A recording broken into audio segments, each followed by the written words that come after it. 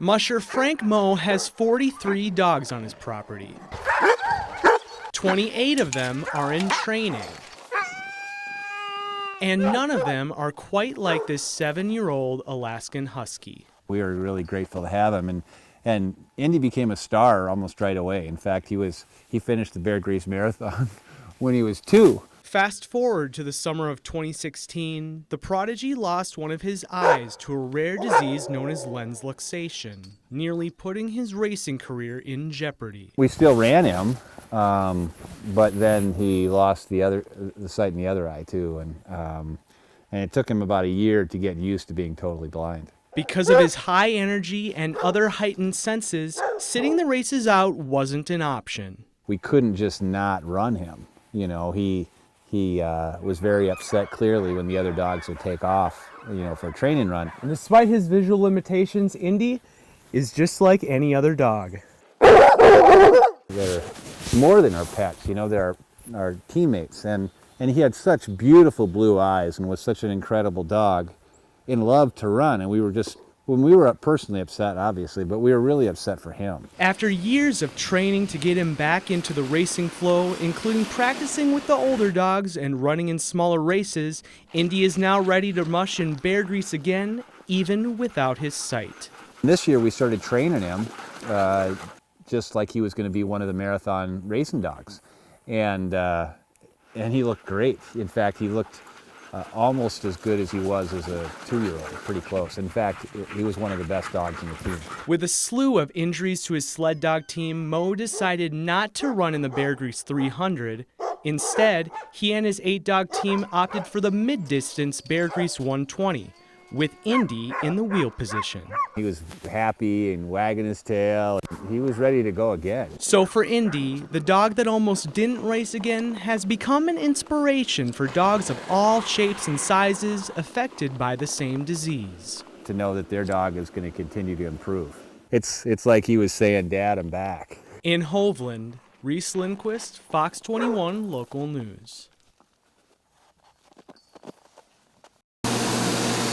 For the first time in decades, Apple Fest didn't happen last weekend. But crowds still showed up for some of the usual activities. It was great.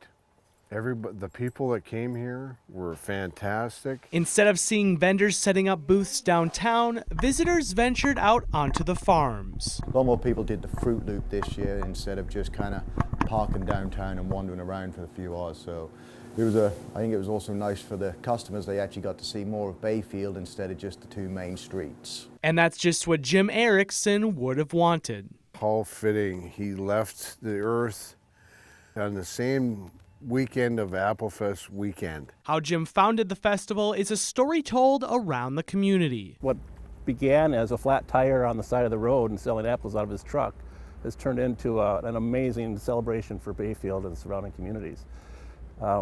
I think that will always be his legacy. I think of him more of his smile than all the things that he's done. After watching cars come out to the farm on Saturday, the founder of the festival passed away the next day at the age of 90. It doesn't matter if they're 40 or 90, it hurts just as much. I'm going to miss the heck out of them. Now, Fred and his sisters will continue to work on the farm without the watchful eye of their father.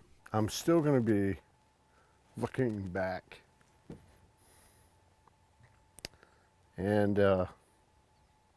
looking for him. What the founder leaves is a legacy and a lasting impression on other farmers. Jim was a huge, inspirational character in this area. Just missing him drive by and waving.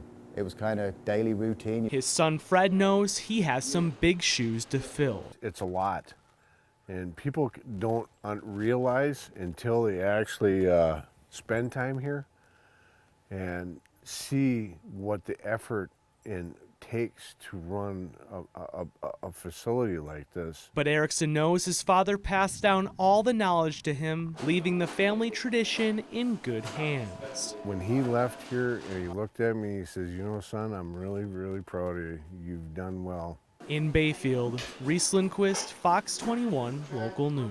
When walking the halls of UMD this year, you may notice certain areas look a bit different. This is the first year where we've had to put a ton of signage up telling people where to sit, so that kind of threw us for a loop. Out of the hundreds of signs across campus, Matt Gilderman was assigned to make a select few. We wanted to have something that was memorable, and so we tapped Matt and told him to have fun with it, and he certainly did. We'll be able to provide the information that they need to know, the expectations and guidelines, but also to let them have fun and have a conversation starter. On every bench, I just imagine the wedding staple, the electric slide, and people have seemed to have liked that one. and every seat in the Kirby Student Center in an effort to promote social distancing. I was just thinking of scenarios on why they shouldn't sit here, other than social distancing.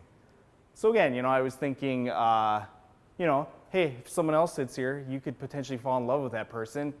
You don't have time for that. Gathering reactions from students across the school. I just could not let it go. It was so funny. And with the post of the photos going viral online, helping ease the transition of the students returning to school. Yeah, you have to keep your distance, but it still can be like inviting and warm and comforting. They'll definitely enjoy it a lot more than they would have if we just separated everything. Making the new look Kirby Student Center a little more homely. To come to campus and see a bunch of signs yelling at them, we didn't want to do that. We wanted them to come back and be kind of like, I'm not going to sit here. That's funny. In Duluth, Reese Lindquist, Fox 21 Local News.